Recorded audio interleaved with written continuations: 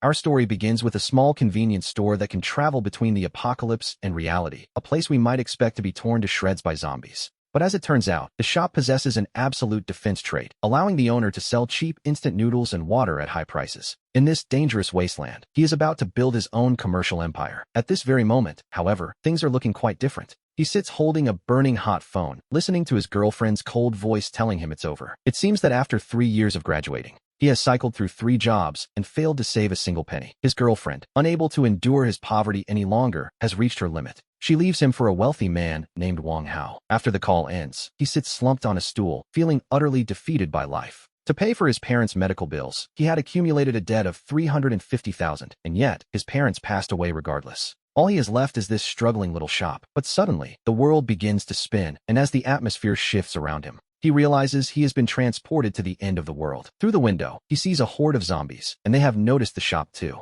The creatures are instantly drawn to the sudden appearance of the store. They charge toward him in a frenzy, and he thinks his end has come. Yet, the sound of shattering glass never comes. The door, which should have broken at a touch, remains completely immovable against the onslaught. Suddenly, a light screen appears before his eyes, announcing the current era, the apocalypse. The shop status is listed as absolute safety. The system informs him that he can travel back in 12 hours. In other words, he simply needs to wait here for half a day to return home. He glances at the monsters outside and scratches his head in frustration. To be honest, it isn't exactly the most relaxing way to spend an afternoon. This tiny shop, barely 20 square meters, is packed with various goods: beef noodles, bottled water, ham sausages, and bread. In his original world, these items are worth very little. But here, a sudden, ambitious thought begins to take root in his mind. In an apocalyptic world, the most precious things aren't gold or diamonds. They are clean food and water, which makes this shop a goldmine. He rushes to the shelf and picks up a bottle of ordinary mineral water. It is a simple item, yet in this place, it is a treasure. This bottle sells for 2 yuan back home, but in a world overrun by the dead, what could it be worth? He thinks of his massive debt.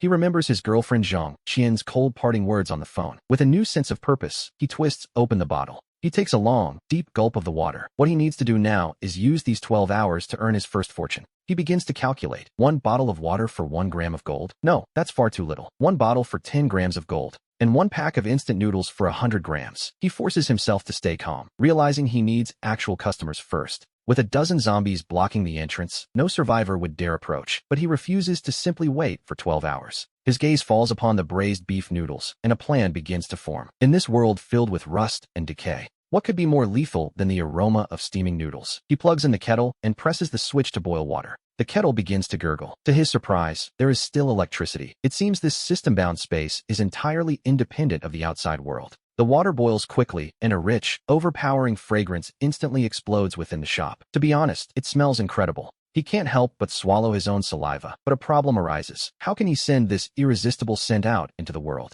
He certainly can't just open the door. He looks around the shop until his eyes finally lock onto the ventilation fan. The thick aroma travels through that small duct, drifting out into the deathly silent world outside. It is a bold move. Time ticks away second by second, yet the outside remains as quiet as a grave. Just as his patience is beginning to wear thin, a sudden burst of flame sweeps through the dozen zombies. He watches the window warily as a figure emerges from the ruins. It is a woman. Her gaze lingers on this shop, which looks entirely out of place amidst the surrounding wreckage. How very interesting.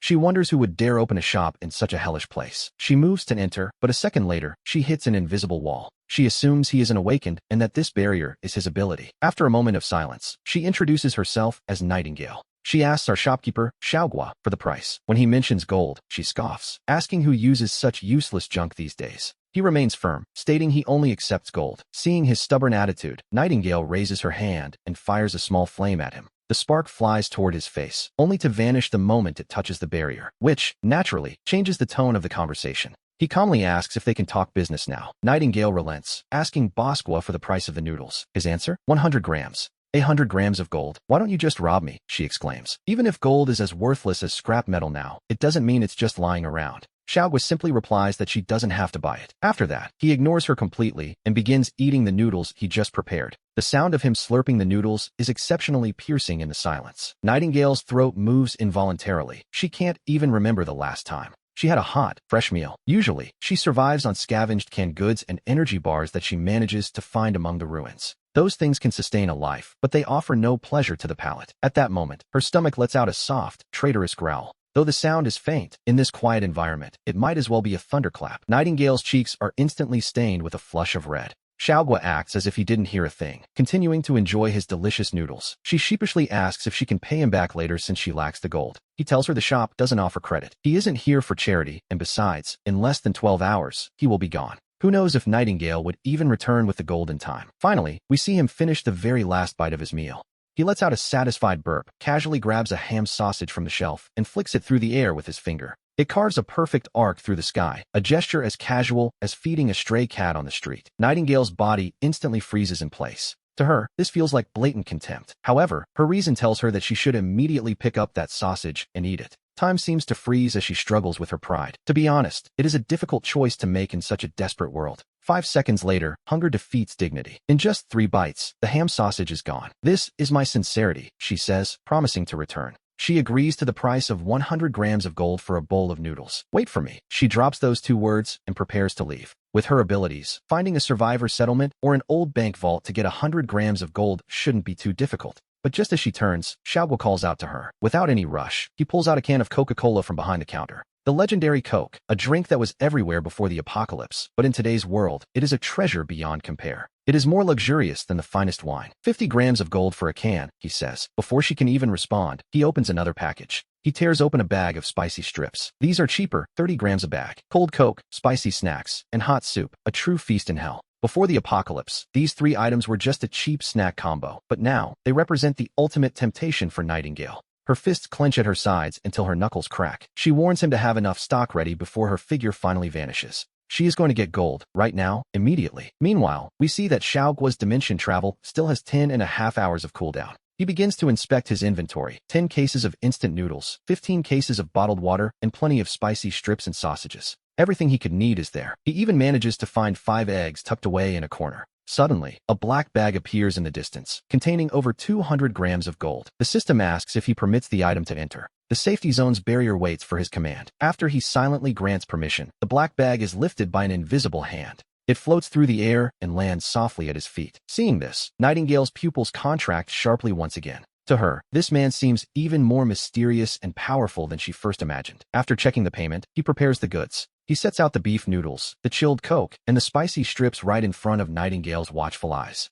He boils another pot of water and finally walks toward the door carrying the steaming bowl of noodles. Nightingale assumes he is handing it over, but just as she reaches out, he suddenly stops. He pulls an egg from his pocket, looks at the beautiful Nightingale, and makes an offer. He asks if she wants to add an egg. The price? 50 grams of gold. She nearly chokes, asking if he's trying to rob her. He calmly tells her she doesn't have to take it. His eggs are only for those destined to have them. He then moves to put it back. Wait, Nightingale, a powerful flame awakener who is used to others bowing to her, finds herself constantly losing ground today. The words, "I don't want it," get stuck in her throat. Instead, she reaches into a small leather pouch at her waist. She fumbles around and pulls out a piece of crystal iron about the size of a pigeon's egg. She offers to trade this for the egg. He raises an eyebrow, wondering what this strange object is, and prepares to refuse her. Suddenly, a light screen appears, detecting a high-energy item, a low-level zombie essence. The system strongly suggests completing the trade. It seems he had it all wrong. He realizes he's been looking at this business the wrong way while calculating his next move. Xiaoguo realizes that while his goal was to pay off that huge debt, these essences are the real prize here. He understands everything now, yet he still maintains a look of pure disgust, calling it a nasty-looking, broken stone. Nightingale explains it's a zombie essence, a necessity for awakeners to cultivate, making gold look like worthless trash in comparison. So, these stones are the cultivation resources of this world, but as a simple shopkeeper, he wonders what use they are to him. Nightingale trembles with rage. This man is not only stubborn, but seemingly blind to the value of the treasures before him. Seeing her on the verge of exploding, he sighs and tells her that since she's being so sincere, he'll make an exception. The moment he finishes speaking, he thinks the command to collect it, and the essence instantly vanishes from Nightingale's palm. Without even a second glance, he casually stuffs the essence into his pocket before handing over the Deluxe Supreme instant noodles. Along with the Coke and spicy strips, the meal is set before Nightingale, who begins devouring it all with her fork. She doesn't even spare the green onions at the bottom, draining the Coke and finally savoring the spicy strips one by one. We see him watching her in silence until she leaves, promising to return before vanishing into the darkness of the street corner. Only after Nightingale is gone does Xiaoguo pull out the essence, learning it can break the human genetic lock. Using it offers a chance to become an awakened, but failure means being instantly decomposed into basic particles. With a success rate of less than 1%, his hand shakes, nearly dropping the essence in pure shock. This isn't an opportunity. To him, it looks like a one-way ticket to hell. However, the system suddenly provides a prompt. Within the shop's boundaries, the host is immune to all forms of harm, including physical damage and energy shocks. It even covers mental pollution and genetic collapse. Looking at the essence again, the situation has completely changed. For him, this is now zero risk for a high reward. The only question is how to use it, perhaps by swallowing it? Thinking of Nightingale's flames, he swallows it whole. A split second later, a wave of intense pain surges through him. He curls up like a shrimp as the agony takes hold. Time ticks by slowly until the pain finally begins to recede. In its place, a surge of raw power fills his entire body. He wonders if this is what it feels like to be an awakener. Testing his strength, he tries to mimic Nightingale's pose to summon flames, but absolutely nothing happens at his fingertips. It's quite disappointing, really. Thinking he failed to awaken, Xiaogua strikes the shelf in frustration. Suddenly, the entire shelf and the snacks on it simply vanish. His consciousness is suddenly linked to another dimension, where we see the missing shelf resting in a strange, void-like space. He reaches out experimentally, and the shelf returns to its original spot. Only then does the system finally provide a helpful notification. As he spends some time moving spicy strips in and out of storage, he gradually falls into deep thought about his future. Gold can only solve his debt, but the golden box is the true key to dimensional travel. With a 9-hour cooldown remaining, he must act. He needs to stockpile more boxes before leaving. If the scent of one bowl of noodles attracted Nightingale, he wonders what a larger aroma would do. To amplify the smell tenfold, he pulls out a massive pot and cooks 20 packs of instant noodles all at once. A bold strategy, indeed. And soon, we see exactly what he was hoping for as the scent begins to drift through the air. He waits patiently. The plan is set. And then, he sees it. The results of his culinary trap begin to manifest. He watches closely. The first visitors arrive. A group of rough-looking men approach, their eyes fixed on the food, while Xiaogua calmly prepares for the encounter. He stands up, looking bored by their presence, as if he's seen this type of post-apocalyptic posturing 1,000 times before. The tension in the air is thick enough to cut, yet he remains completely unfazed by their weapons and aggressive stares. One man loses patience and pulls the trigger without hesitation, but the bullet stops dead in its tracks just inches away from Xiaogua. The bullet strikes an invisible wall just 5 meters away, yet Xiaogua doesn't even blink. Not a single eyebrow is raised. He simply picks up a sausage and stuffs it into his mouth, leaving the entire square in a state of eerie, stunned silence. His companions, armed with machetes and steel pipes, stand frozen in place. Meanwhile, the man hiding behind the abandoned vehicles begins to realize something. If physical attacks are useless, he wonders if a non-physical approach might work. An invisible ripple of energy begins to gather in his palm. He focuses his power, concentrating it into a single point. He unleashes a telekinetic blast, but it fails to even ruffle Xiaogua's clothes. At this point, everyone realizes the truth. Inside this little shop, Xiaogua is essentially invincible. Brother whose back is already drenched in a cold sweat from the realization. He is incredibly relieved he didn't act on impulse. Xiaogua finally finishes his noodles and shifts his gaze toward the man behind the trash heap. He reminds them that anyone who attacks loses their right to trade. He calmly asks if anyone else would like to try their luck. The area falls back into a deathly silence. Just as the suffocating tension is about to break them, the rhythmic clicking of high heels echoes through the air. Every eye turns toward the source of the sound. It is Nightingale, brother who recognizes her immediately, as does nearly every long-term survivor in these ruins. The name Nightingale carries a certain weight here, a reputation built on survival and power.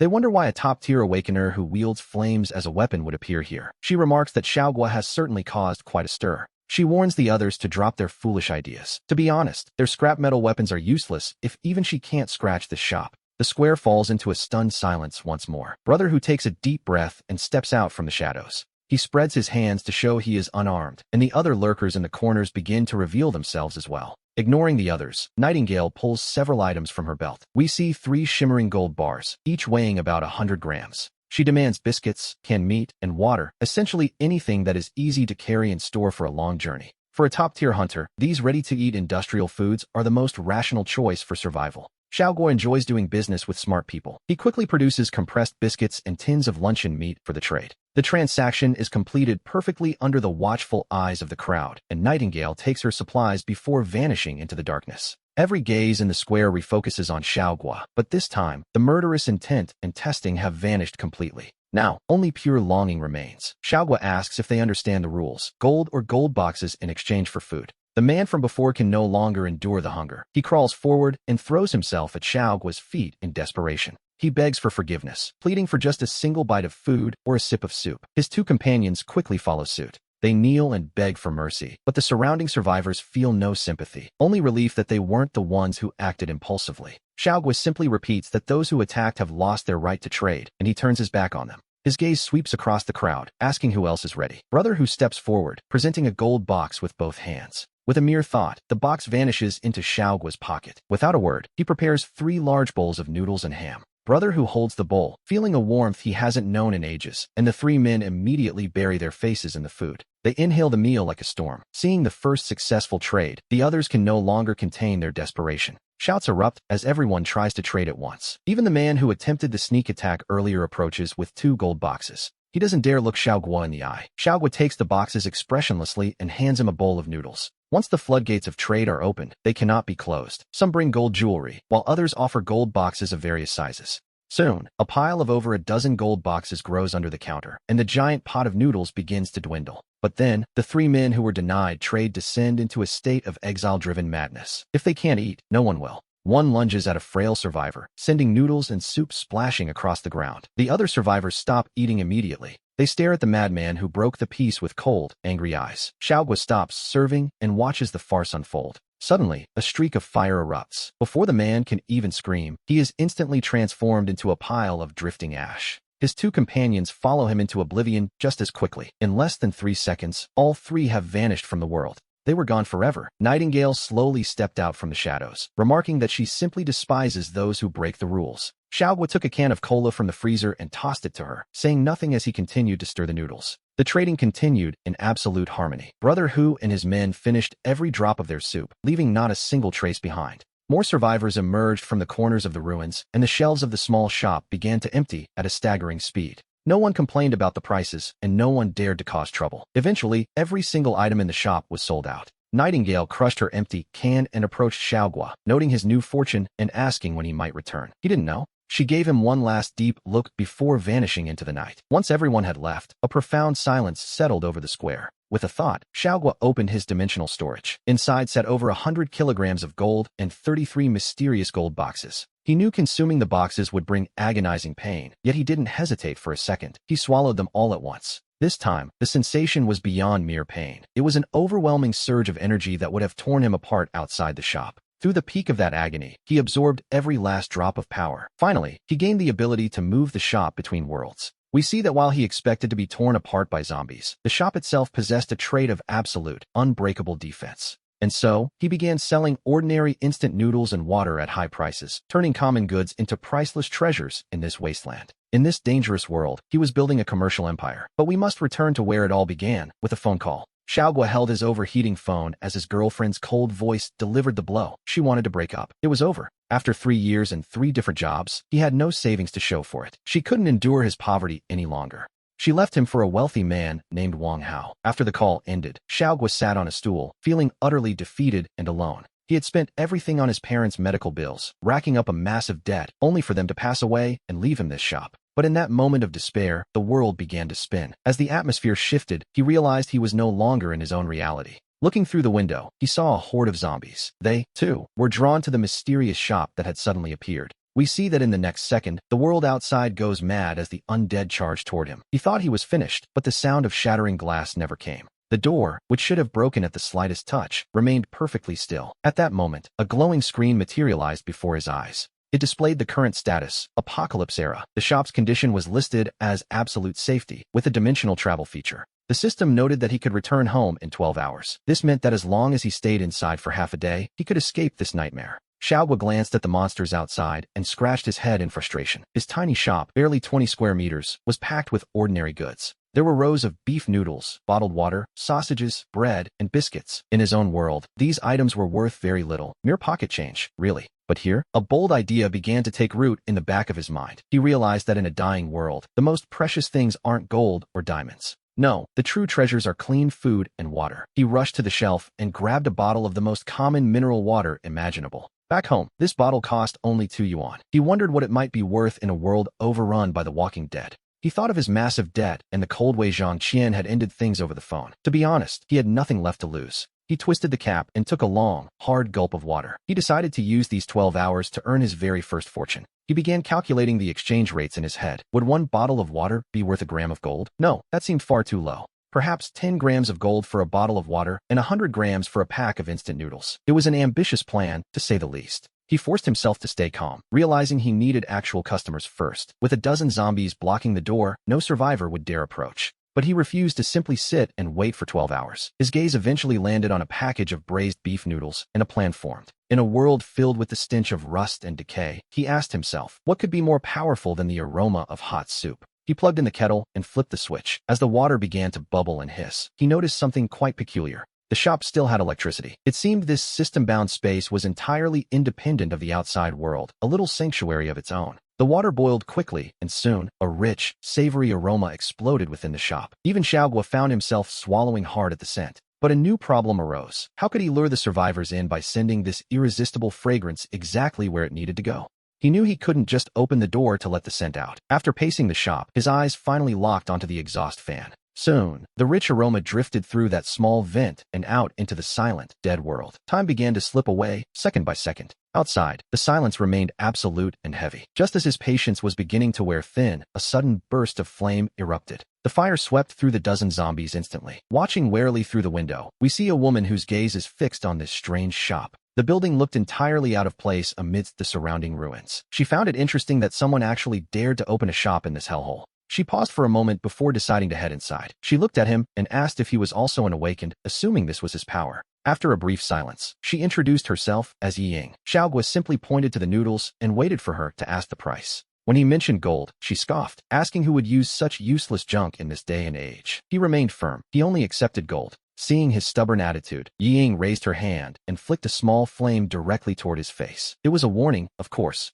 However, the flame vanished the instant it touched the invisible barrier. He calmly asked if they could finally get down to business. She relented, calling him Bosqua, and asked the price of the noodles. His answer, 100 grams of gold, nearly made her jump. She accused him of robbery. Even if gold was as worthless as scrap metal now, it wasn't exactly lying around in the streets. He told her she didn't have to buy. Having said his piece, he ignored her and began eating the freshly brewed noodles. The sound of him slurping was particularly loud in the quiet shop. We see Yi Ying's throat move as she swallowed hard. To be honest, she couldn't even remember the last time she had eaten a hot meal. Usually, she survived on scavenged cans and dry energy bars. Those things could sustain a life, but they offered absolutely no pleasure to the palate. At that moment, her stomach gave a soft growl. Though the sound was faint, in this silent environment, it might as well have been a clap of thunder. A flush of red instantly crept onto Yi Ying's cheeks. He pretended not to hear, continuing to enjoy his delicious bowl of noodles. She admitted she didn't have that much gold on her and asked to start a tab. He refused. This shop didn't do credit. He wasn't there for charity, and since he was leaving in less than 12 hours, he had no way of knowing if she would ever return.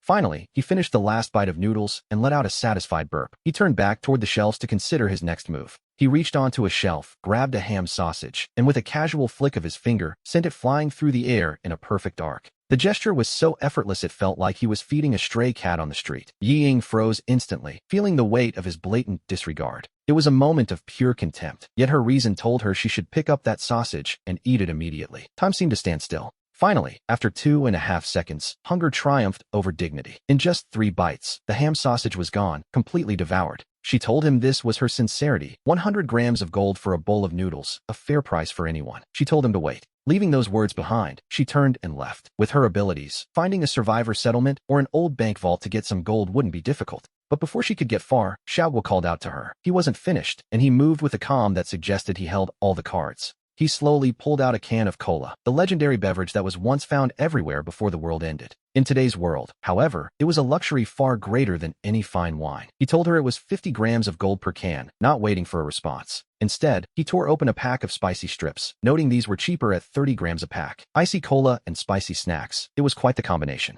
Hot soup noodles, cold soda, and spicy strips. Before the apocalypse, this was just a cheap snack set, but now, it was the ultimate temptation. Yi Ying's fists clenched at her sides until her knuckles cracked. She warned him he'd better have enough stock ready before her silhouette vanished. She was going to get that gold, right now, immediately. Meanwhile, with 10.5 hours left on his dimensional travel cooldown, he had time to kill. Xiaoguo began to inspect his inventory. 10 cases of instant noodles, 15 cases of bottled water, and plenty of spicy strips and sausages. He even found 5 eggs tucked away in a corner. As he looked at them, a new idea began to take shape in his mind. Over an hour later, a loud noise echoed from outside. It was Yi Ying returning. She looked a bit disheveled, clutching a heavy black bag. She claimed there were 200 grams of gold inside, perhaps more. A prompt appeared, asking if he would allow the items into the safe zone. With a silent thought of approval, the black bag was lifted by an invisible hand and drifted gently down to land at his feet. Yi Ying's pupils contracted sharply once again. To her, this man was becoming far more mysterious and powerful than she had first imagined. After checking the goods, he brought out the beef noodles, the chilled cola, and the spicy strips, presenting them right in front of her. He boiled a pot of water and finally carried the steaming bowl of instant noodles to the door. Just as Yi Ying thought he was about to hand over the goods, he suddenly stopped. Reaching into his pocket, he pulled out a single egg and looked at her. "Beautiful. Why not add an egg?" he suggested calmly. "How much?" she asked. 50 grams of gold." Yi Ying nearly choked. 50 grams for one egg? Why don't you just rob me? "Well," he replied, "you don't have to take it. This shop's eggs are only for those destined to have them." As he made a move to put the egg back in his bag, she quickly shouted for him to wait. Yi Ying, a powerful flame awakener, was used to others bowing to her will. Yet today, she found herself constantly being pushed to her limits by this man. The words, "I don't want it," were stuck in her throat, unable to find their way out. Instead, she reached into a small leather pouch at her waist and began to search. A crystal the size of a pigeon's egg soon lay quietly in her palm. "I don't have any more gold for now," she admitted. "Trade your egg for this." Xiaoguo raised an eyebrow, wondering what this strange object could possibly be. He was just about to refuse the offer when a sudden light appeared before him. A screen flickered to life. "High-energy item detected. Low-level zombie essence. It is strongly recommended that you complete this transaction." It seems we were mistaken about how this shop was supposed to work. All this time, he had been calculating how to pay back his massive debt of 350,000. But in reality, the true purpose of the shop was to collect these essences. In an instant, everything became clear to him, though his expression remained unimpressed. He looked at the crystal with a hint of disgust. "What is this junk? It looks a bit revolting, to be honest," he remarked, playing his part perfectly.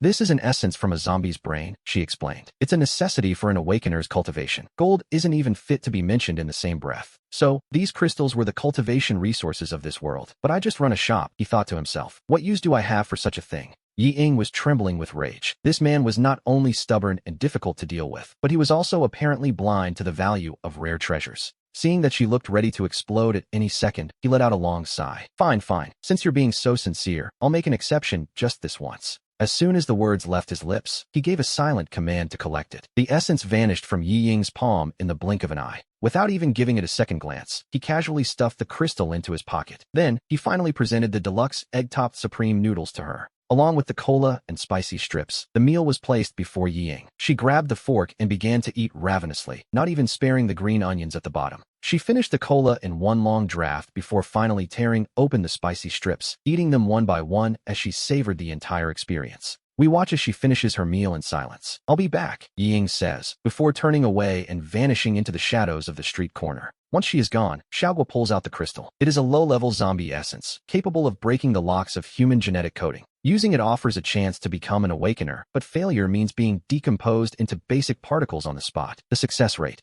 is less than 1%. His hand trembles, nearly dropping the crystal. What kind of joke is this? A success rate under 1%? This isn't an opportunity. It's a one-way ticket to the afterlife. However, the system suddenly provides a timely notification. Within the shop's boundaries, the host is immune to all forms of harm, including physical damage, energy shocks, mental pollution, and even genetic collapse. Looking at the essence again, he realizes that for him, this is a zero-risk, high-reward gamble. How does one use it? By swallowing it directly. To be honest, it doesn't look like something meant for human consumption. But remembering how Yi Ying summoned flames from thin air, he swallows it. A second later, a wave of violent pain sweeps through him. He curls up like a shrimp as the agony takes hold. Minutes pass, and the pain finally recedes, replaced by something new. A surge of immense power fills his entire body. He wonders if this is what it feels like to be an awakener. The strength is terrifying. He tries to mimic Yi Ying's pose, shouting flame, but absolutely nothing happens at his fingertips. Had he failed after all? The more he thinks about it, the angrier he gets. He punches the nearby shelf in frustration, and suddenly, the shelf and all the snacks on it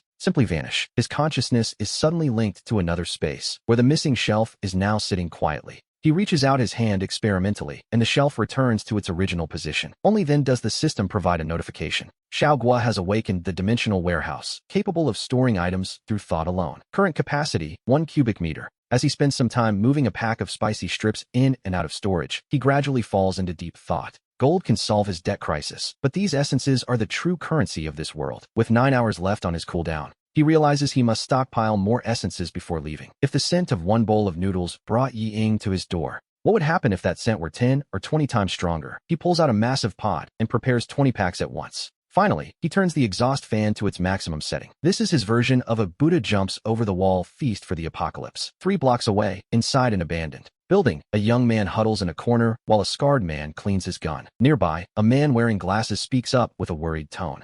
He tells Brother Hu that Xiao Lu's injuries are worsening, and if they don't find medicine soon, he's afraid. Brother Hu, the man with the scar, simply nods. The food in this district was picked clean long ago, and medicine is an even more distant dream. But just at that moment, a sudden aroma wafts into the room. Brother Hu, someone is cooking noodles outside. Li Ji tells him to shut up, insisting this must be a trap. In the apocalypse, anyone cooking so brazenly is either a madman or a hunter with absolute power. To be honest, it's a fair assumption. However, their bodies, long tormented by hunger, begin to roar with a primal urge. Find him, eat him. The man with the glasses grows desperate. Brother Hu, we're running out of time. If we're late, we won't even get the broth. Who knows better than anyone that if they stay here, the three of them will eventually starve to death. Finally, a look of ruthless determination flashes in his eyes. Let's go. They navigate through various streets until they spot a small shop. A massive pot sits right at the entrance, and inside, we see noodles and ham sausages simmering away. Xiaoguo leans casually against the doorframe. It's a trap. It's definitely a trap. The three men think, their throats bobbing with hunger. Yet they don't dare take a single step forward. Just then, Hu notices a man lurking behind an abandoned vehicle across the street. The stranger notices Hu's group as well and quickly makes a gesture for them to stay quiet. Hu calms himself and soon discovers even more people hiding. There's a shadow in the second-floor window to the left and a metallic glint behind a trash heap in the alley to the right. There are at least 4 different groups, all drawn in by the scent. Inside the shop, Xiaoguo is well aware that a crowd has gathered.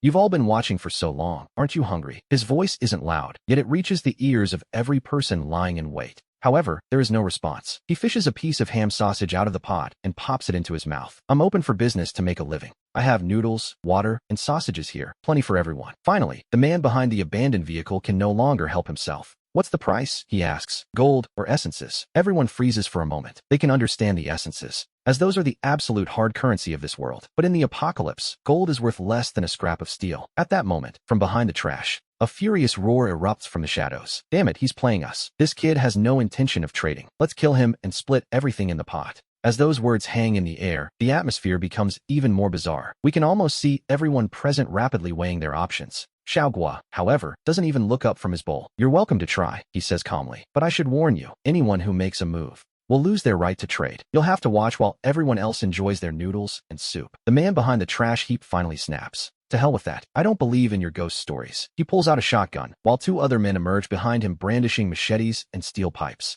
Everyone else waits, waiting for a sacrificial bird to test the waters. Without a moment's hesitation, the man pulls the trigger. However, the expected carnage doesn't happen. The bullets travel toward Xiaoguo, but at a distance of exactly 2.5 meters. They slam into an invisible wall. Throughout the entire ordeal, Xiaoguo doesn't even twitch an eyebrow. To be honest, his composure is terrifying. He even fishes out another ham sausage and pops it into his mouth. The entire square falls into a strange, deathly silence, as if the world has glitched. The 2 companions holding the machetes and pipes stand frozen in place. Just then, the man behind the abandoned vehicle seems to realize something. If physical attacks are useless, perhaps a non-physical one will work. An invisible ripple begins to gather in the palm of his hand. A bolt of telekinetic energy, invisible to the naked eye, shoots toward Xiaoguo. This is his special ability, telekinetic piercing. But even this mental strike simply vanishes the moment it touches the boundary of the shop. It seems that within these walls, Xiaoguo is truly invincible. Brother Hu's back is already drenched in a cold sweat. He is incredibly relieved he didn't act on impulse. Xiaoguo finally finishes his noodles and turns his gaze toward the man behind the trash heap. As I said before, he reminds them,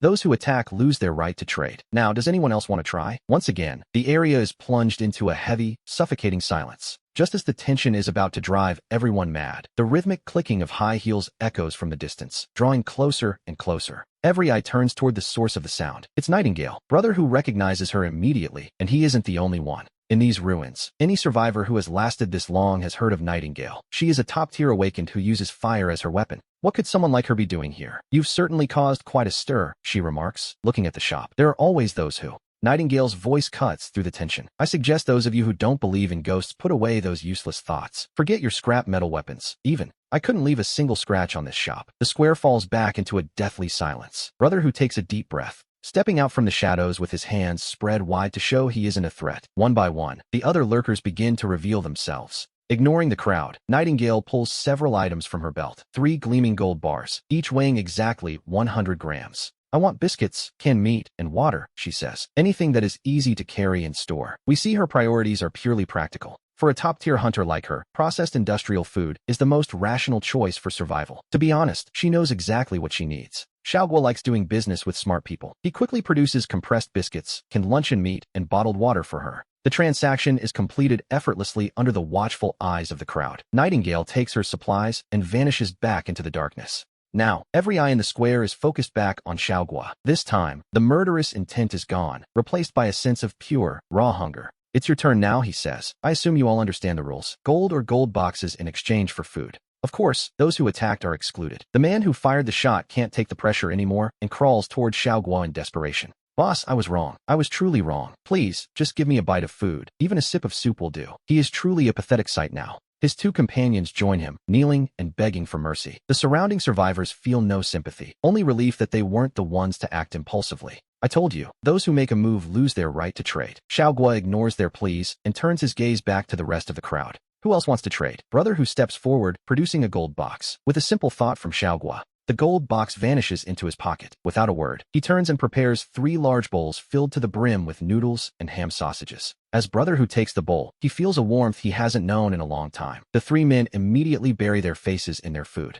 They eat like a storm. Now that someone has successfully tested the waters, the others can no longer contain themselves. "Boss, I'll trade." "Me too. I have a gold box here." Even the man who had previously tried to ambush Xiaoguo approaches, silently holding out 2 gold boxes. He doesn't dare look Xiaoguo in the eye. Xiaoguo takes them expressionlessly and hands him a bowl. Once the floodgates of trade are open, there is no stopping them. Once the floodgates of trade are open, they cannot be closed. Some bring gold jewelry, others bring gold boxes of various sizes, and soon your counter is piled high with over a dozen gold boxes. The pot of noodles is slowly emptying, but just then, the 3 men from before completely lose their minds in their desperation. "If I can't eat, none of you will," one screams, lunging at a frail survivor. Noodles and broth splash everywhere. The other survivors stop eating immediately, their eyes turning cold and filled with rage as they glare at the madman who broke the peace. Xiaoguo stops serving and watches this farce unfold until suddenly, a flash of fire erupts. Before the man can even let out a scream, his entire body is reduced to a pile of ash. His 2 companions quickly follow in his footsteps. In less than 3 seconds, all 3 of them have completely vanished from the world. Nightingale steps slowly out of the darkness, stating simply that she hates rule breakers. Xiaoguo reaches into the freezer, grabs a can of cola, and tosses it to her. He says nothing, returning instead to stirring the noodles as the trading continues in absolute harmony. Brother Hu and his men have finished every drop of their soup. More and more people emerge from the ruins, flocking from every corner as the shelves in the shop empty at an incredible speed. No one complains about the prices, and no one dares to cause trouble. Eventually, every item in the shop is sold out. Nightingale finishes her drink and approaches Xiaoguo. "You've made a fortune," she remarks, asking when he'll return. He doesn't know. With one last look, she vanishes into the dark. Once everyone has departed, the square falls into a deep silence. With a single thought, Xiaoguo opens his resource warehouse. Inside, he finds over 100 kilograms of gold and 33 gold boxes. Though consuming them brings intense pain, the power they provide is truly unimaginable. It is the foundation of his future strength. If he weren't inside the safety of the shop, he suspects this surge of energy would tear him into fragments instantly. Amidst the extreme agony, he absorbs the final trace of energy. He has gained the ability to move the shop freely between worlds. He had expected to be torn apart by zombies, but the shop possesses an absolute defense characteristic that keeps him safe. And so, he continues to sell cheap instant noodles and water at high prices in this dangerous world, building his empire. In this treacherous post-apocalyptic wasteland, you are about to build a commercial empire of your own. But for now, we see Xiaoguo holding a burning hot phone, listening to his girlfriend's icy voice telling him it's over. It seems that in the 3 years since graduation, he hasn't just cycled through 3 different jobs. He has failed to save a single penny. Unable to endure his poverty any longer, his girlfriend, Zhang Qian, leaves him for a wealthy heir named Wang Hao. After the call ends, he sits slumped on a stool in a daze. To pay for his parents' medical treatments over the years, he had accumulated a debt of 350,000 yuan. In the end, his parents passed away anyway, leaving him with nothing but a struggling convenience store. But just then, the world begins to spin. As the background music shifts, we realize that he has been transported into a literal apocalypse. Looking through the window, he sees a horde of zombies, and they have certainly noticed the sudden appearance of his shop. The next second, they are charging toward him like madmen. He thinks he's finished, but the expected sound of shattering glass never comes. The door, which usually breaks at a touch, remains completely unshakable. Suddenly, a light screen appears before his eyes. It displays the current era as the Doomsday Era, noting that the shop is in a state of absolute safety. Dimensional travel will be available again in 12 hours. This means that as long as he stays here for half a day, he can Returning to his original world, he took one look at the monsters outside and frustratedly scratched his head. His shop was barely 20 square meters. Is packed with various goods, beef noodles, mineral water, ham sausages, bread, and biscuits. In his original world, all of this combined wouldn't be worth much. But what about here? A bold thought begins to take root in the back of his mind. In a dying world, the most precious things aren't gold or diamonds. They are clean food and water. He rushes to the shelf and grabs a bottle of ordinary mineral water. Back in his own world, this sells for 2 yuan. In a world overrun by zombies, what might it be worth? He remembers that massive debt and Zhang Qian's cold dismissal on the phone. He twists the cap and takes a heavy gulp of water. What he needs to do now is use these 12 hours to earn his first fortune. He even begins to calculate the exchange rate. 1 bottle of water for 1 gram of gold. No, that's too little. 1 bottle for 10 grams, and a pack of instant noodles for 100. He forces himself to calm down, realizing that he desperately needs customers. With a dozen zombies blocking the door, no survivor would dare approach. But waiting 12 hours doing nothing is simply not an option. His gaze falls upon a pack of braised beef, instant noodles, and a plan begins to form. In this world filled with the stench of rust and decay, he plugs in the kettle and flips the switch. As it begins to bubble, he realizes the shop surprisingly still has power. It seems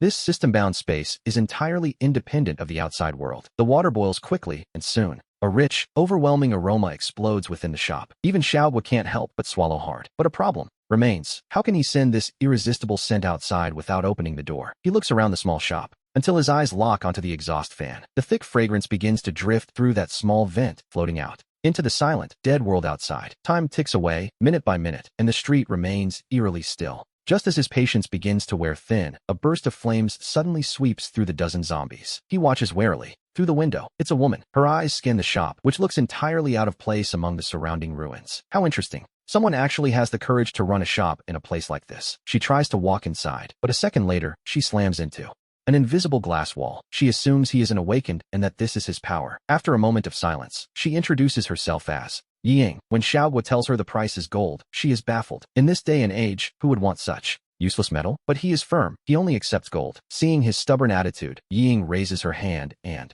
shoots a fireball directly at his face. However, the flame vanishes the moment it touches the invisible barrier. He calmly asks if they can talk business now. Relenting, she asks for the price of the noodles. His answer is simple. 100 grams of gold. She is outraged. That's highway robbery. Even if gold is as worthless as scrap metal now, it isn't exactly lying around on every street corner. He tells her she doesn't have to buy it, then turns away to eat the noodles he just prepared. The sound of him slurping is particularly loud in the silence. Yi Ying's throat moves involuntarily. She couldn't remember the last time she'd had a hot meal. Usually, she survived on scavenged cans and energy bars, things that sustain life but offer no joy to the palate. At that moment, her stomach let out a soft growl, though faint. In this silence it sounded like a thunderclap, and Yi Ying's cheeks immediately flushed with a layer of crimson. Xiaoguo acted as if he hadn't heard, continuing to enjoy his delicious noodles. She admitted she didn't have that much gold on her and asked for credit. But this shop doesn't do tabs. He wasn't there for charity, and with less than 12 hours until his return, there was no guarantee she'd be back. Finally, he finished the last bite and let out a satisfied burp. He casually grabbed a sausage from the shelf, flicking it through the air in a perfect arc, as if he were merely feeding a stray cat on the street.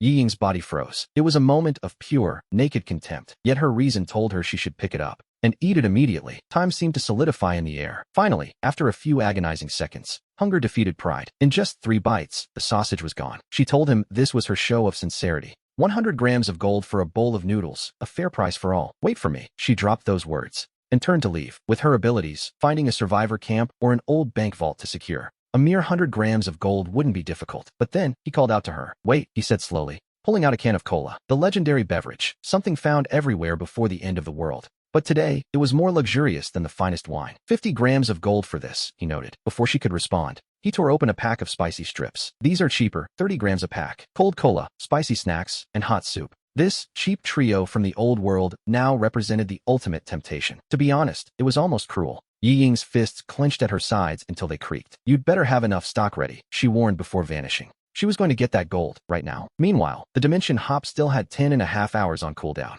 We see Xiaoguo begin to inspect his inventory. 10 cases of noodles, 15 cases of water, and plenty of spicy snacks and sausages. He even finds 5 eggs tucked away in a corner, and suddenly, a rather clever idea begins to take shape in his mind. Over an hour later, a loud thud echoes from outside. It's Yi Ying, looking a bit disheveled, but carrying a heavy black bag. Inside are 200 grams of gold, more than enough. The system asks if he will allow this specific item to enter his safe zone. With a silent thought of approval, the black bag is lifted by an invisible hand and floats gently down to land at his feet. Yi Ying's pupils shrink in shock once again. To her, this man is becoming more like a god or a demon with every passing second. After checking the payment, he brings out the beef noodles, cold cola, and spicy snacks, then boils a fresh pot of water right in front of her.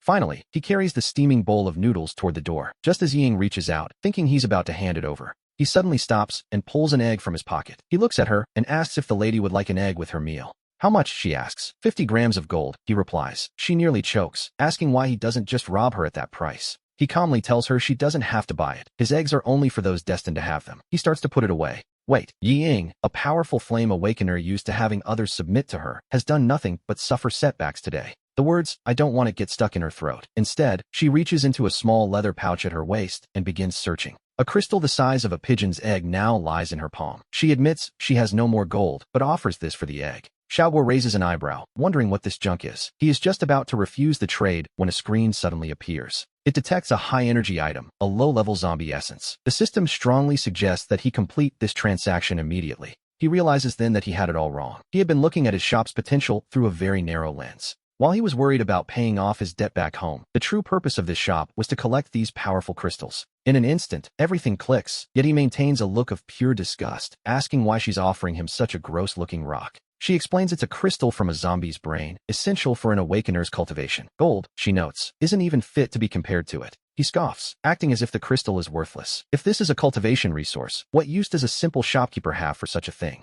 Yi Ying is trembling with rage. To her, this man is not only stubborn, but also completely blind to the value of the world's treasures. Seeing her on the verge of exploding, Xiaoguo sighs and tells her that, since she's being so sincere, he'll make an exception just this once. The words have barely left his mouth when he thinks the command to collect it, and the crystal instantly vanishes from Yi Ying's palm. Without even giving it a second glance, he casually stuffs the crystal into his pocket. Then, he presents the deluxe egg-topped supreme noodles. He hands over the noodles, cola, and snacks. Yi Ying grabs the fork and begins to eat like a person possessed, devouring every single bite. She doesn't even leave a single green onion behind, washing it all down with the cola before slowly savoring the spicy snacks one by one. We see Xiaoguo watching her in silence. "I'll be back," Ying mutters before turning away and disappearing into the darkness of the street corner. Only after she is gone does he pull out the crystal. It's a low-level zombie essence, capable of breaking the limits of human genetic locks. Using it offers a chance to become an awakener, but failure means being decomposed into basic particles on the spot. The success rate? It is less than 1%. His hand trembles, nearly dropping the crystal. A success rate that low is practically a death sentence. This isn't an opportunity, it's a one-way ticket to the afterlife. However, a notification suddenly pops up from the shop system. Within the shop's boundaries, the host is immune to all forms of harm, including physical damage, energy surges, and even genetic collapse. He looks at the crystal again with a newfound perspective. For him, this isn't a gamble, it's a zero-risk, high-reward investment. But how does one use it? The system suggests swallowing it, though it certainly doesn't look like anything meant for human consumption. Thinking of Yi Ying's ability to conjure flames, he swallows it whole. A second later, a wave of agonizing pain washes over his entire body. He doubles over like a shrimp, clutching his stomach. Minutes pass like hours until the intense pain finally begins to recede. In its place, a surge of raw power fills his limbs. He wonders if this is what it feels like to be an awakener. The energy is truly terrifying. He tries to mimic Yi Ying's pose, focusing his mind to summon fire, but absolutely nothing happens at his fingertips. Did he fail? The more he thinks about it, the angrier he gets. He slams his fist into a nearby shelf, and suddenly, the entire rack and the snacks on it. Everything vanishes. His consciousness is suddenly grafted onto another dimension, where the missing shelf now floats in a void. He reaches out his hand, and the shelf instantly returns to its original spot. Only then does the system provide a notification. Xiaoguo has awakened the Dimensional Warehouse, a space-time storage ability controlled by thought, currently limited to 1 cubic meter. As he repeatedly pulls a candle in and out of the void, he gradually sinks into deep thought. Yes, it is quite a fascinating toy. Gold can solve his debt crisis, but these essences are the true key to dimensional travel. He still has 9 hours of cooldown remaining. He realizes he must stockpile more essences before leaving. If the scent of one bowl of noodles attracted Yi Ying, what would happen?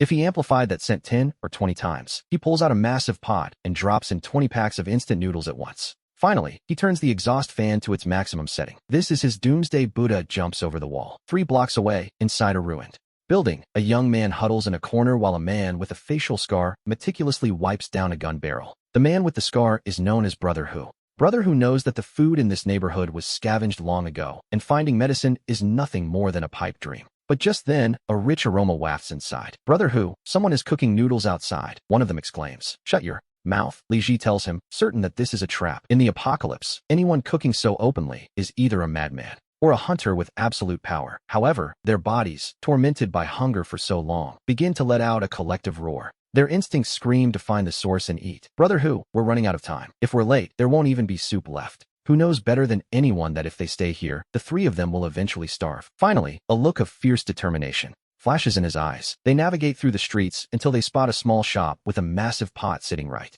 at the entrance. Inside are noodles and sausages, while Xiaoguo leans casually against the doorframe. A trap. It must be a trap. The three men swallow hard, their throats moving in unison, yet they dare not take a single step forward. Suddenly, they spot a man lurking behind a nearby abandoned vehicle. The stranger notices Brother Hu and quickly signals for silence. Seeing the gesture, Brother Hu calms down and quickly notices even more people hiding in the shadows. On the second floor to the left, a blurry figure watches. Behind a trash pile in the alley to the right, there is a metallic glint. At least 4 groups of people have been lured here by the scent. We see that Xiaoguo is well aware of the crowd gathering around him. After watching for so long, aren't you hungry? He asks, his voice carrying clearly. His words reach every pair of hidden ears, yet there is no response. He simply fishes a sausage out of the pot and takes a bite. He explains that he is open for business and values harmony. He has noodles, water, and sausages, plenty to go around, and keep everyone full. The man behind the abandoned vehicle finally loses his patience and asks for the price. Xiaoguo's answer is simple: gold or gold boxes. Everyone freezes for a moment. Gold boxes are understandable as hard currency, but raw gold is practically worthless in the apocalypse, less useful than a steel plate.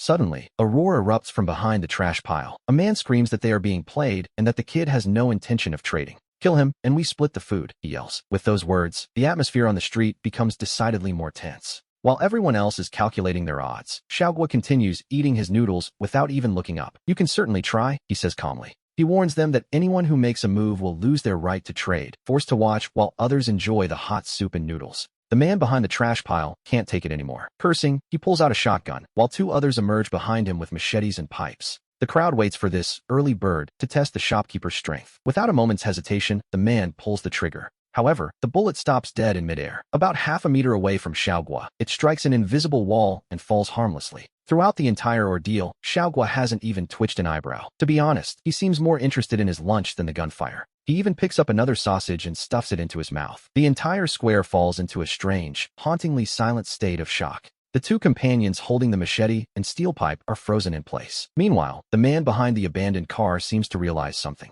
If physical attacks are useless, perhaps a non-physical approach will work. An invisible ripple begins to condense in the palm of his hand. He fires a blast of telekinetic energy towards Xiaoguo. This is his unique ability, telekinetic piercing, a silent and invisible strike. But when the telekinetic shock hits Xiaoguo, it fails to even ruffle his clothes. It seems our shopkeeper is better protected than they imagined. At this moment, everyone understands the reality. As long as Xiaoguo stays within that small shop, he is essentially invincible. After finishing his noodles, he turns his gaze toward the man behind the trash pile, reminding him of the rule he just established. He repeats that anyone who attacks loses their right to trade, then asks if anyone else wants to try as a deathly silence falls. Just as the suffocating tension is about to drive everyone mad, the rhythmic clicking of high heels echoes from the distance. Every eye turns toward the source of the sound to find a woman named Nightingale, a name Brother Hu recognizes instantly. In these ruins, any survivor who has lasted this long has heard of her, a top-tier awakened who wields flames as her weapon. She wonders aloud why there is such a commotion, noting that there are always people who refuse to believe in the impossible.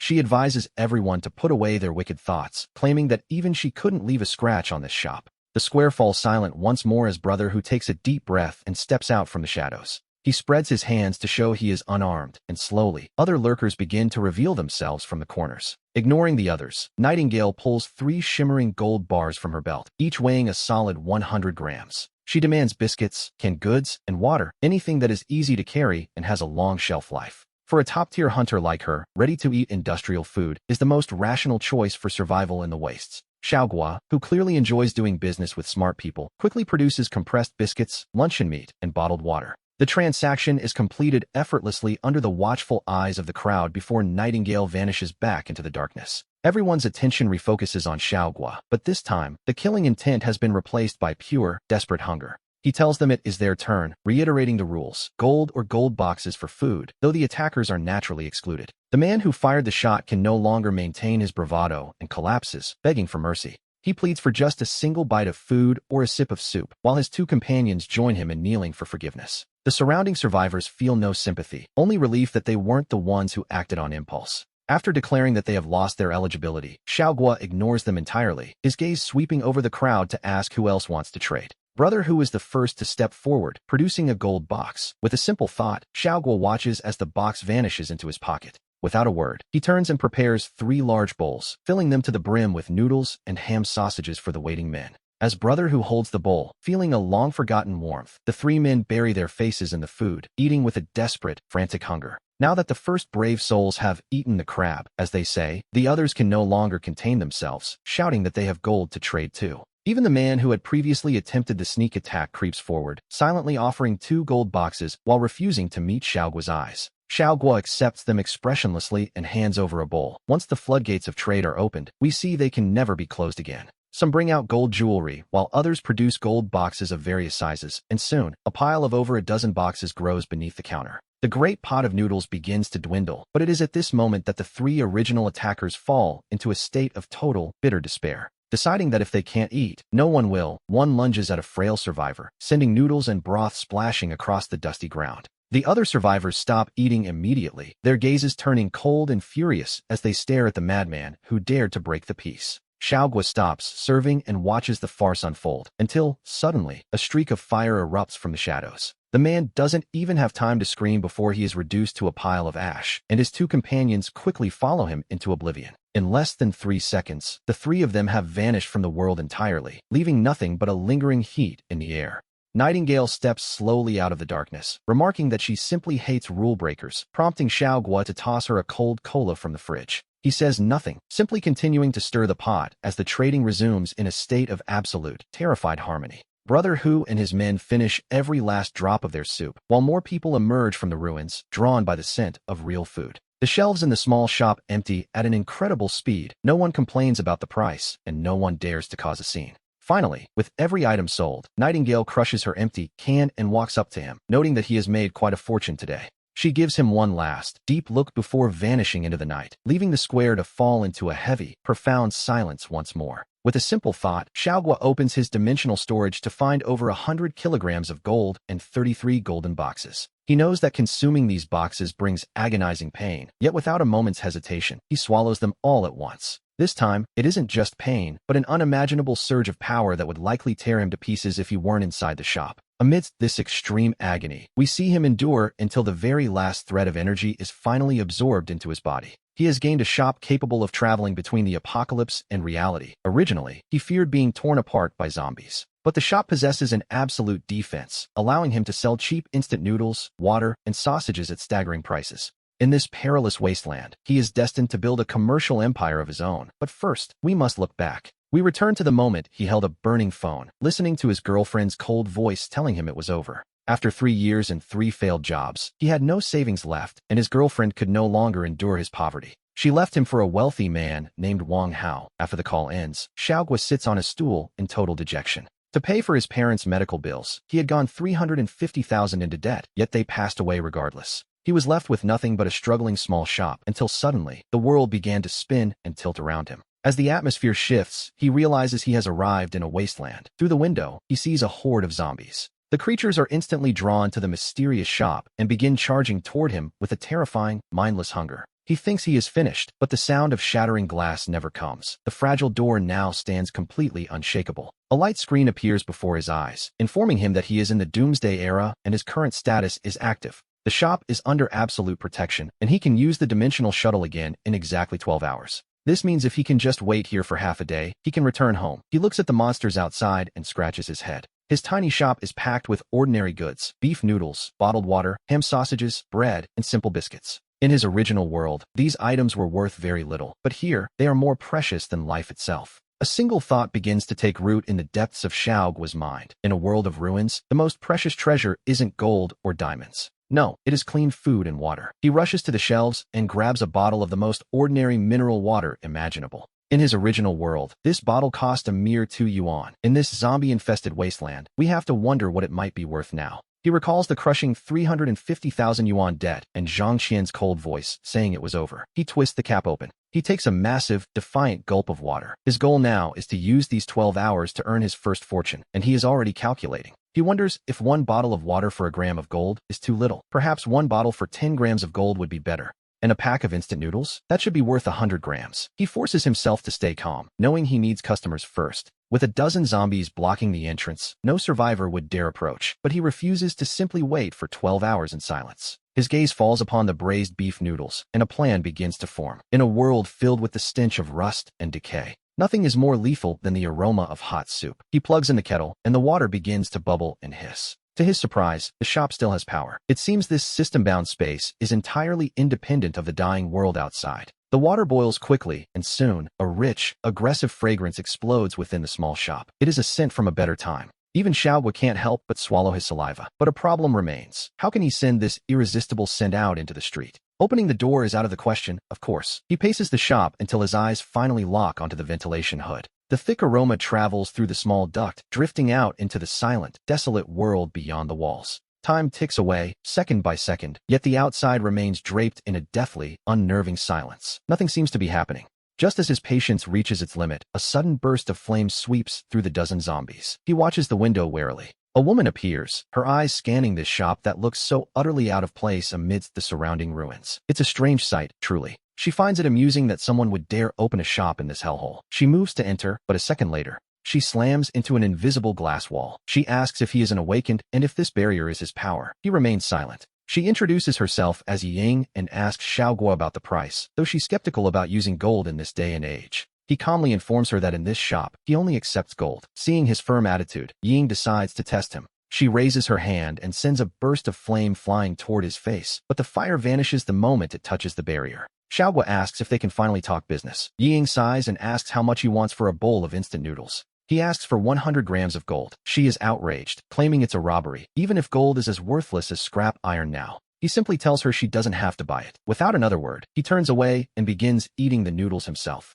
The sound of him slurping the noodles is incredibly loud in the silence. Yi Ying's throat moves involuntarily as she watches him. She can't remember the last time she had a hot meal. Usually, she survives on scavenged cans and dry energy bars. Those things keep you alive, but they offer no pleasure. At that moment, her stomach betrays her with a soft, audible growl. In this quiet environment, that small sound might as well have been a clap of thunder. Yi Ying's cheeks flush a deep red. Xiaoguo pretends not to hear, continuing to enjoy his meal. She admits she doesn't have that much gold and asks for credit. He tells her the shop doesn't offer credit. He isn't running a charity, after all, and he has a very strict deadline to meet. With less than 12 hours before he returns home, he has no way of knowing if Yi Ying would ever come back to pay him. Finally, he finishes the last bite of noodles and lets out a satisfied sigh. He reaches for a sausage on the shelf behind him. With a flick of his finger, he tosses it through the barrier. It arcs through the air like he's feeding a stray cat on the street. Yi Ying's body freezes. To her, this feels like a moment of pure, unadulterated contempt. But her hunger is screaming louder than her pride. Logic tells her to pick up the sausage and eat it immediately. Time seems to stand still as she struggles with her dignity. 5 seconds later, hunger wins. She devours the sausage in just 3 bites, leaving nothing behind. It was a small mercy, really.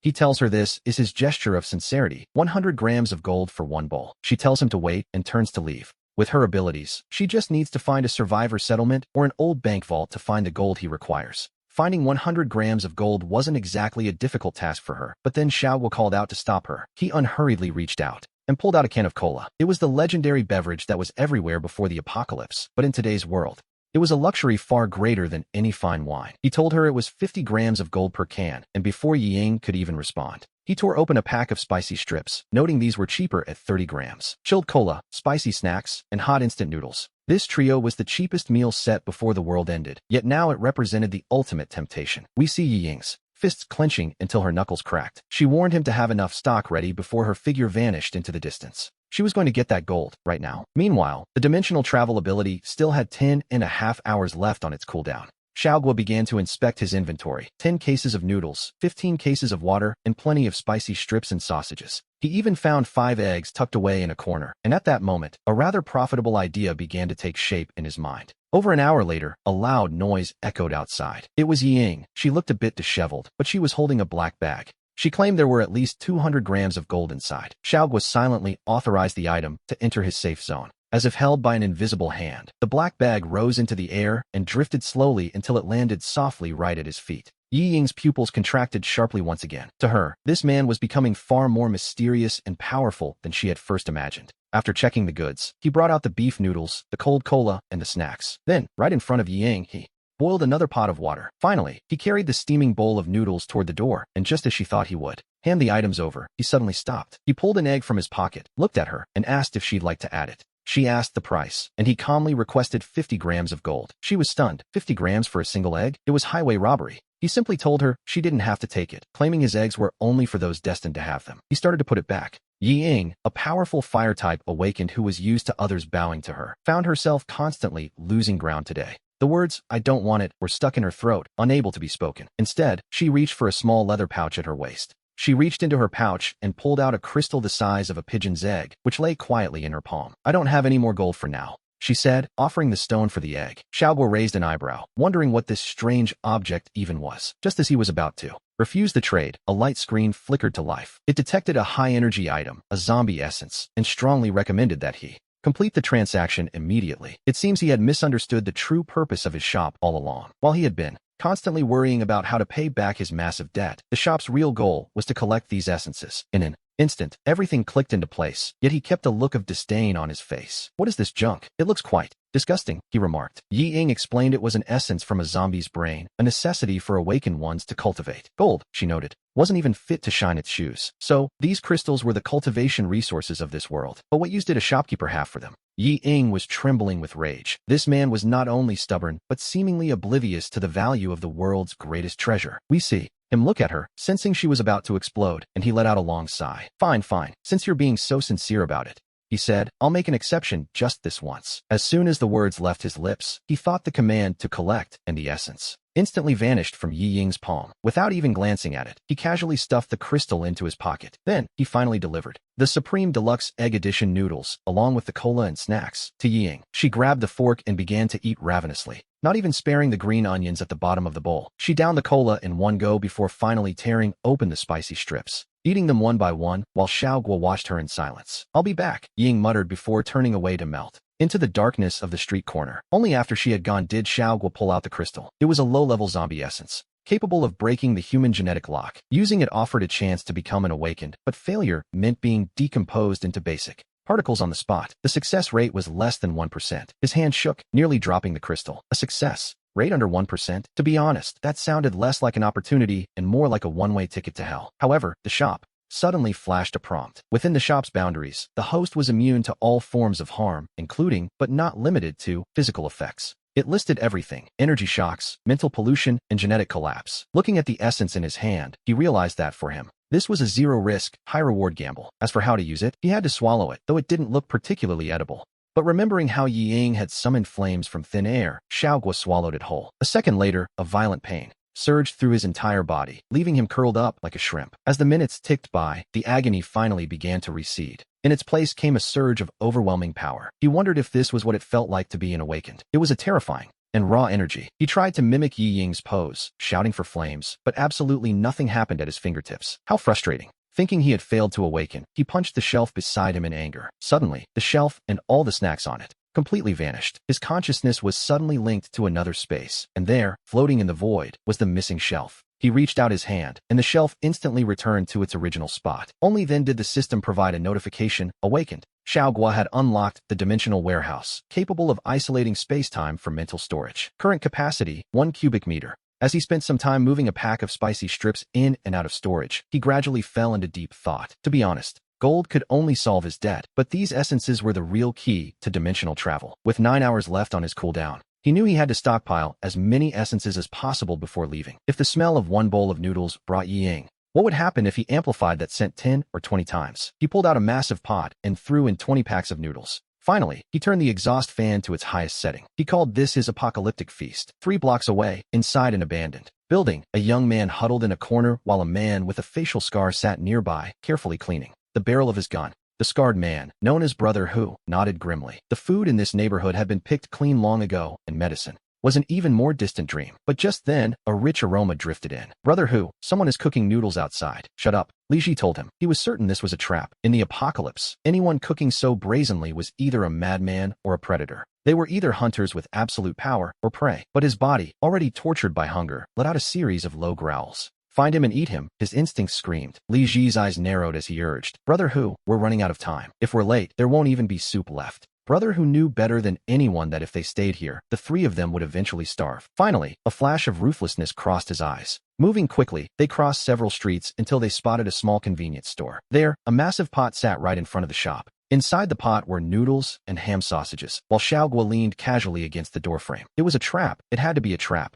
The three men watched, their throats bobbing as they swallowed hard, yet they didn't dare take a single step forward. Just then, they noticed something in a nearby wreck. A man was lurking behind an abandoned vehicle. He noticed Brother Hu's group as well and immediately signaled for them to stay quiet and alert. Brother Hu forced himself to stay calm and soon discovered even more people hiding. There was a blurry figure in a second-floor window to the left. Behind a trash pile in the alley to the right, there was a metallic glint. At least 4 different groups had been lured here by the scent. Inside the shop, Xiaoguo was well aware of the crowd gathering. You've all been watching for so long. Aren't you hungry? His voice wasn't loud, but it reached the ears of every person lying in wait. However, there was no response. He simply fished a piece of ham from the pot and popped it into his mouth. I'm open for business, and I prefer making money over trouble. I have noodles, water, and sausages. There's plenty for everyone to eat their fill. The man behind the abandoned car finally couldn't resist speaking up. What's the price? Gold or essences? Xiaoguo replied calmly. Everyone froze for a moment. They understood the essences. Those were the ultimate currency. But in this apocalypse, gold was worth less than a steel plate. Suddenly, a roar came from behind the trash pile. Damn it, he's playing us. This kid has no intention of trading. Let's just kill him.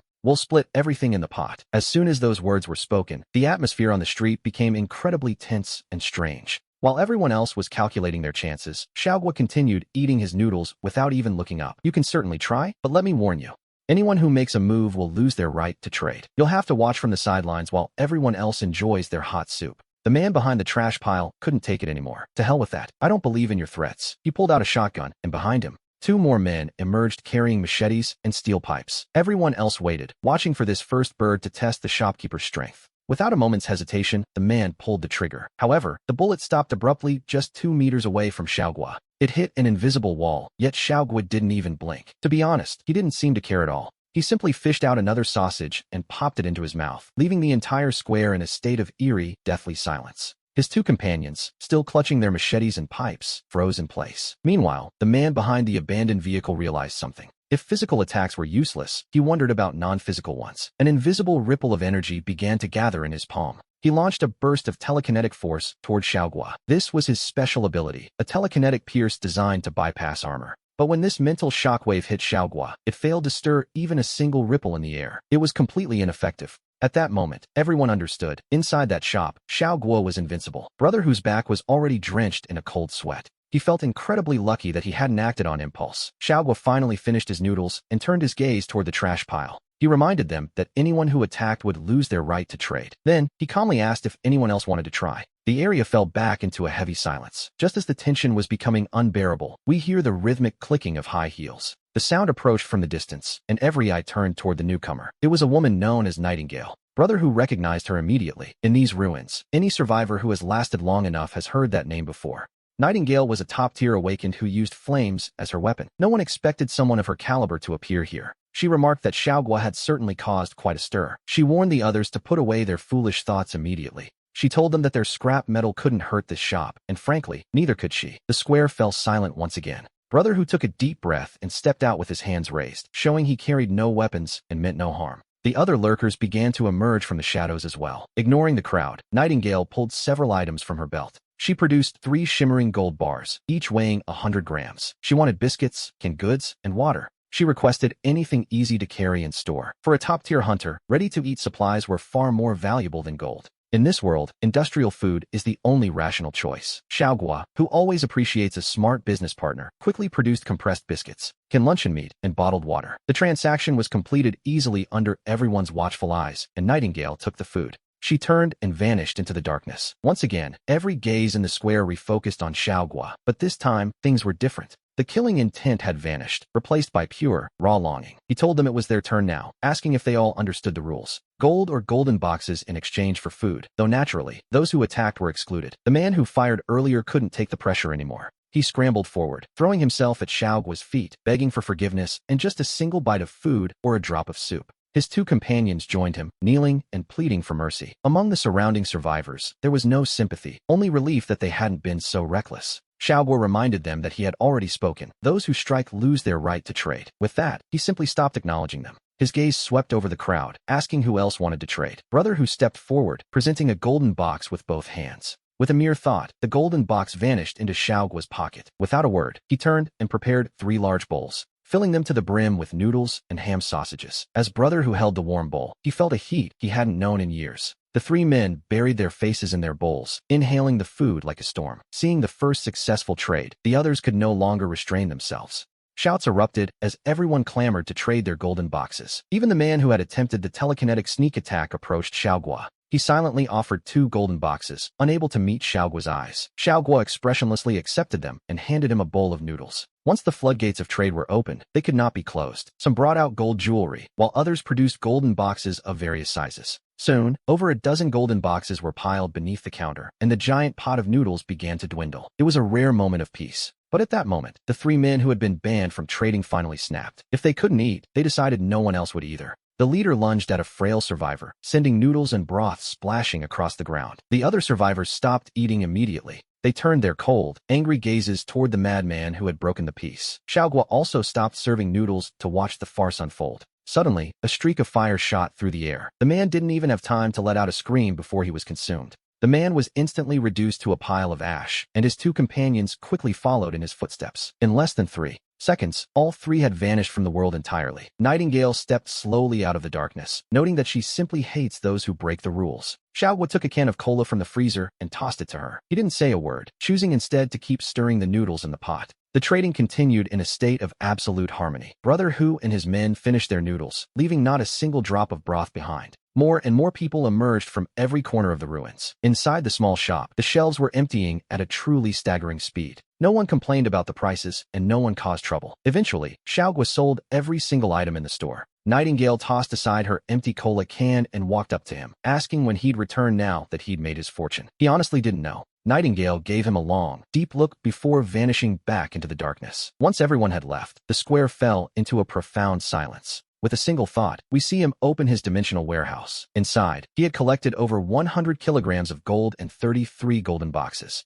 Though he knew consuming the golden boxes would bring intense agony, he didn't hesitate for a second and swallowed them all at once. This time, it wasn't just pain, but an unimaginable surge of power. If he hadn't been inside the shop, that energy likely would have torn him into fragments instantly. Amidst that extreme suffering, he managed to absorb every last drop of the energy. He had gained a shop that allowed him to travel freely between the apocalypse and reality. He had expected to be torn apart by zombies, but the shop possessed a trait of absolute defense, and so he sold cheap instant noodles, water, and sausages at high prices. In this dangerous wasteland, he was beginning to build a commercial empire of his very own. To be honest, it was a brilliant plan. We return to the past, where he is holding a hot phone, listening to his girlfriend's cold voice telling him it's over. In the 3 years since graduation, he had cycled through 3 jobs and hadn't saved a penny. His girlfriend simply couldn't take it anymore. Tired of his poverty, she left him for a wealthy man named Wang Hao. After the call ended, he sat on his stool, feeling utterly defeated. To pay for his parents' medical bills, he had gone 350,000 into debt. In the end, his parents passed away and the money was gone.